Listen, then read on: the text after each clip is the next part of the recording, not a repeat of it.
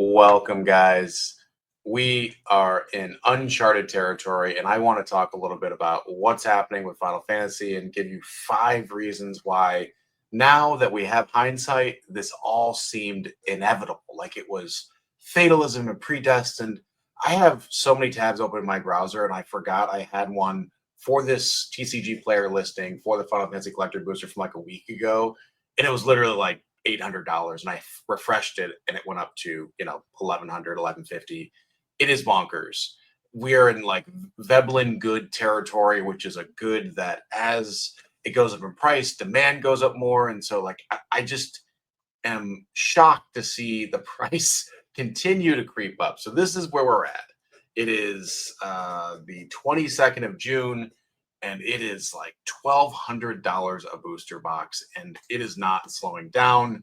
Volume is like kind of slowing a little bit, but like it's strong. Demand is strong, right? You have like a couple hundred boxes sold, right? Like 100, 150 each day. So like the market wants these, and you have to sit here and scratch your head like, why this product, right? And I put together sort of a list of the 5 ideas I have of why this product is doing something that other Universes Beyond sets didn't do, and sort of what it could mean for the broader Magic picture.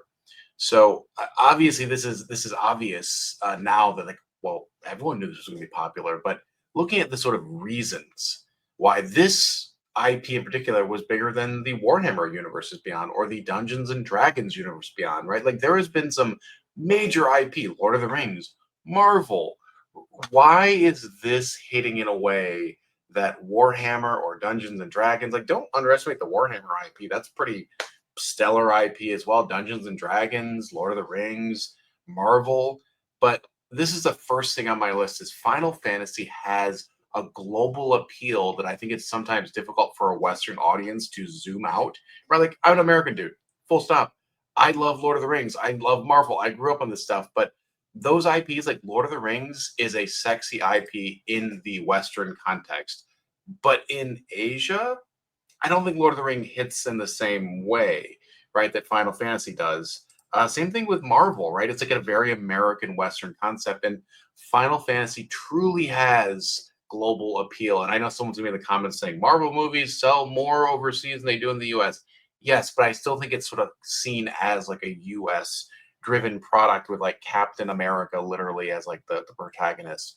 So this is like the first Universes Beyond set that was given a full treatment, right? Not just like a secret layer or the Warhammer IP, which I think honestly would have done well as well if it had full treatment, but it was only some commander decks. So they really went all out and invested fully in a IP in Final Fantasy that has global appeal. And we're seeing really strong demand from places that maybe didn't have this, right? Like Japan in particular has like a really strong demand signal. China, kind of across the world and like some really big significant markets. So that's the first reason. Global appeal for Final Fantasy. There's a demand from folks. Two, the fan demographic has cash and is highly engaged. This is a set of people that have been spending money on Square Enix products and frankly are underserved in the card space. Like I fully am aware that Final Fantasy TCG exists. It is the most underinvested product of all time in the Square Enix library.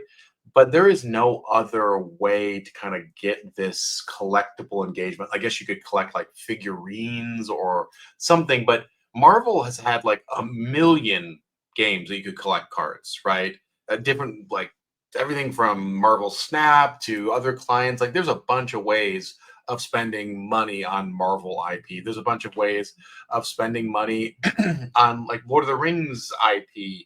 But like this one in particular, I think hit like a special space where people wanted something to collect, and the fan base, the demographic, is kind of like that sweet spot of the nostalgia 20 to 25-year bump where it's guys like me in our 30s that grew up playing Final Fantasy 7 through 12, enjoyed them.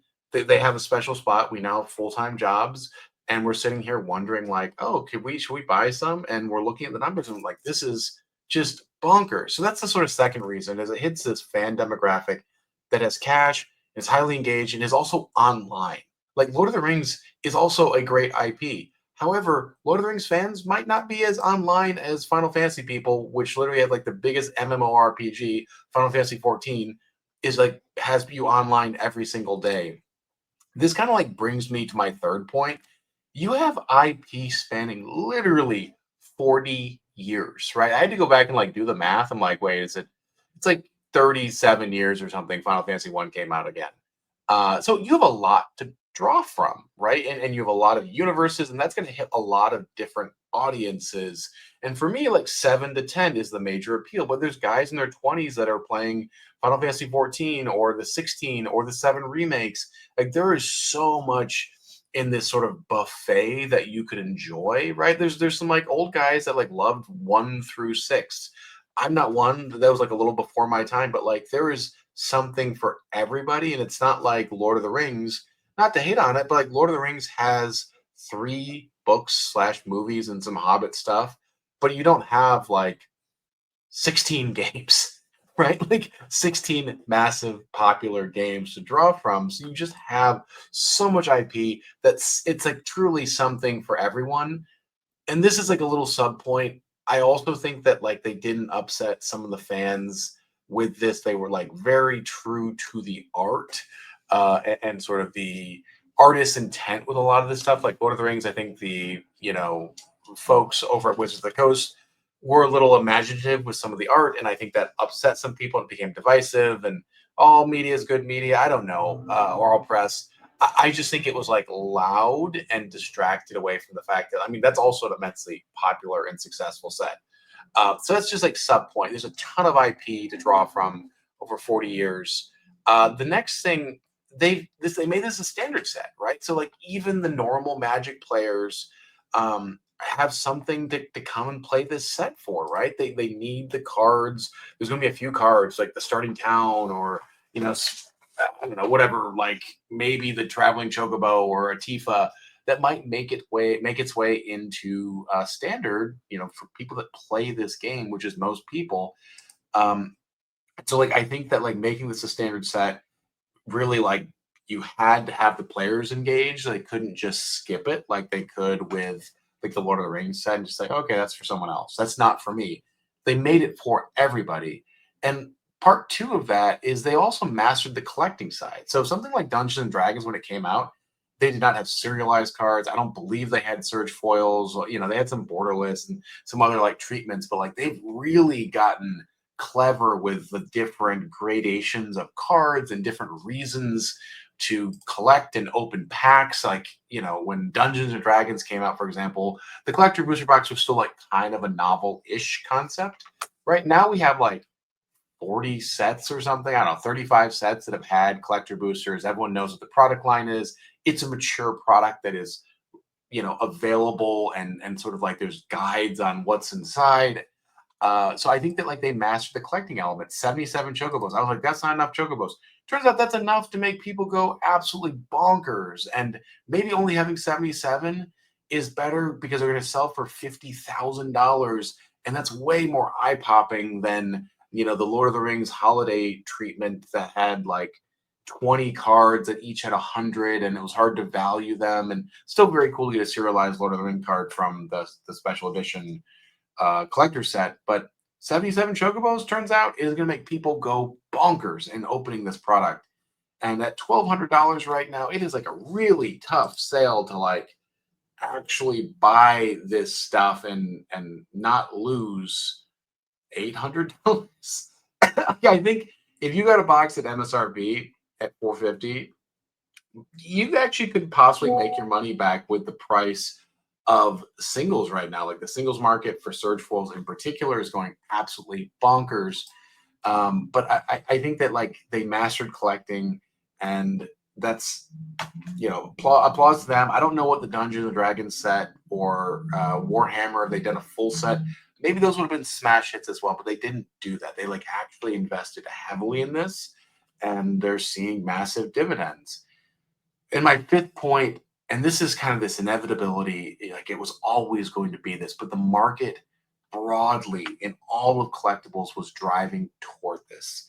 The CCG market is a tinderbox that's been waiting to blow Pokemon has kind of mastered the collectability, and you get people sort of camping outside of GameStops again.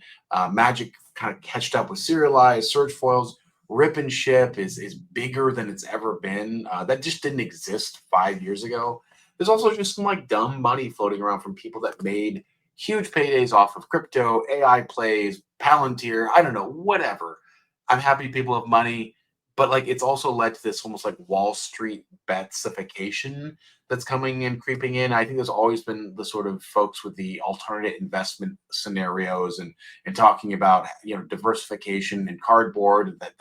That's Rudy's basic thesis, right? And I actually agree with that somewhat. Like I think it's good to have some diversified assets. Like I'm not out here, with 60 cases of this stuff, but I'm like, oh, it's kind of a fun thing besides stock to own. But I think that like the ground has been fertile for new collectors and players to creep in that are just like watching all of this happen, watching the rip and shippers, right? Maybe they've never bought from the rip and ship because they haven't really like resonated, but now they start seeing Sephiroth surge foils and they hear about card pulls where people are pulling $1,100 cat mage surge foils. What's her name? Yishtola or whatever. And it's just like the hype is there and people can't stop themselves. And I don't know what's going to happen in 3 months, let alone 3 years. I will say that I sold my black Japanese chocobo. I pulled one of the rarest cards from this set from 2 packs I bought. Super lucky right there. My brain right now is like, should I buy more? You did really well. But I sold it, full disclosure, on eBay for $4,200. That is a bonkers amount of money. After eBay fees, I think it's going to end up being like $3,500 net. But right now, I look stupid because I sold mine for 4,200. Now there's ones that are like selling for 5,500 to 6,000 like 4 days later. And so like this is just crazy. Like it's like you're part of a tulip mania here. I don't know if there's the floor is going to drop out in all of this. I think the difference with a lot of this is like boxes are being open, so supply is diminishing, right? And so you're not going to have like this resupply that's happening. You're going to have more play boosters out there, but the resupply, the collector stuff of the sexy product is not coming, right? And so we're just going to have a diminishing supply. Demand might also go down a little bit, but I don't know. Like, I don't really know if that's necessarily true because it feels like there's like really strong demand and people, once you kind of have this contained community, people just start like buying and selling with each other. And the rip and ship economy is also like forcing demand, right? There's always this demand pull of like any rip and shipper will buy it for 800 a box because they can sit and sell packs for $100. And what is that? 1,200 a box. So 400 profit. That's a great day for a hot product. And so I think that like the demand is kind of built in here. And so I think that we've been driving towards this kind of thing happening. I didn't quite think it was going to be this precipitous. Like I thought the booster box would hit 1,000 by like maybe the end of the summer. I didn't think it would hit like 1,200 by the end of the first week, right? Like 3xing in, or nearly 3xing, 2.5xing in a week of launch. And there is no more supply coming out. Maybe there's a few more, pallets being shipped around, but like there's no magic, life drop here coming in like Fortnite. So I think we're going to get one more little boost in the gift bundles, which I think, by the way, are going to be a slept on product. If you can get a gift bundle, whatever, next Friday, the 27th for $90, GameStop, local game store is going to have it, but that's going to like triple in value immediately because it has a collector pack and um, all this stuff is not print to demand, but there's high demand for it. So, anyways, thanks for hanging out. We got like motorcycle driving gang driving by out my window here, so I'm gonna cut it short here. But interested to see what happens with this game. I have really enjoyed playing it. I will say I've really enjoyed playing this set in my local game store. I went to a draft on Friday, had a blast. And I think it's actually a well-designed, fun set. I'm going to build a cube. If I can find cards, I was actually even like, how am I going to find the bulk? But we'll figure it out. But that's my kind of 5 reasons of why I think Final Fantasy was inevitable. And we'll see what happens next. I think there will be a holiday release. I have to imagine that Wizards paid way too much damn money for this to not get two bites at the apple here, and probably more secret layer stuff. So we'll see what happens. But thanks for hanging out, guys. Like, subscribe, all that good stuff, and I'll catch you later.